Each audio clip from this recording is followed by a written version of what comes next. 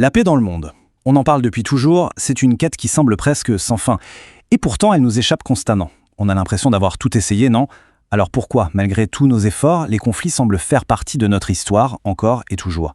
C'est la question au cœur de notre analyse aujourd'hui, et on va l'explorer à travers la pensée, disons-le, assez percutante de Krishnamurti.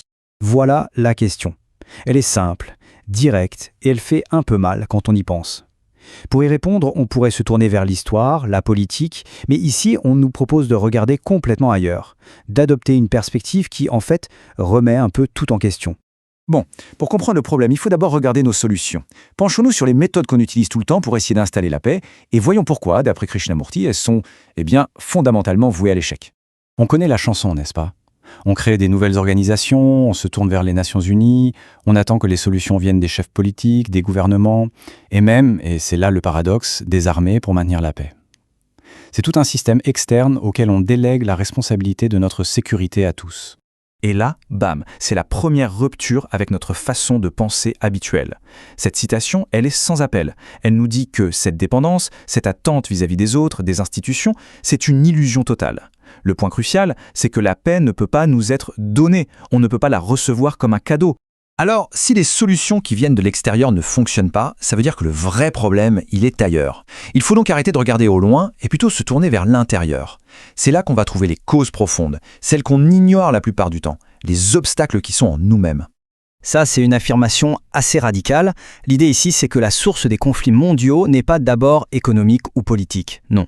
La faim et la guerre sont présentés comme des symptômes, tout simplement les conséquences directes de nos états psychologiques.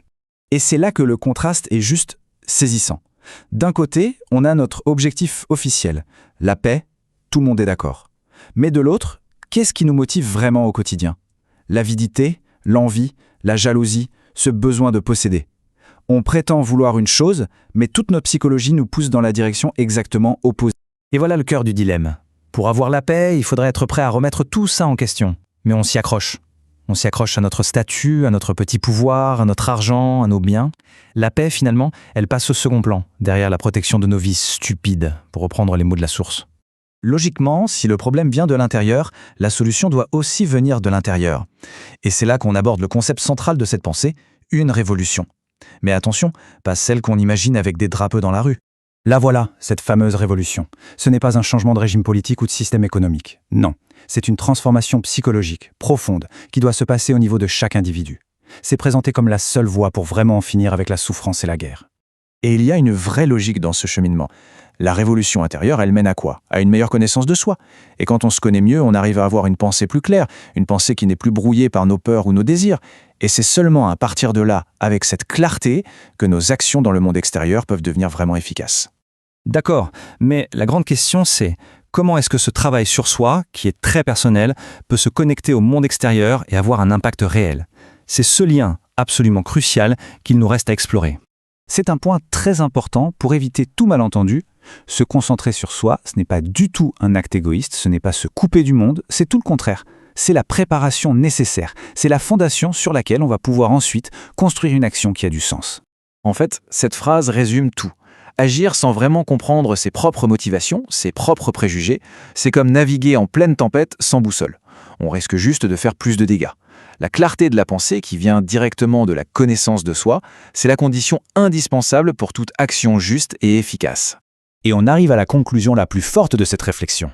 Au fond, tout se résume à ça. La paix dans le monde, ce n'est pas une affaire de traités, de frontières ou de négociations politiques. C'est une conséquence directe de la paix intérieure. Et cette paix intérieure, elle ne peut naître que de la connaissance de soi. Toute cette analyse nous laisse donc face à une question fondamentale.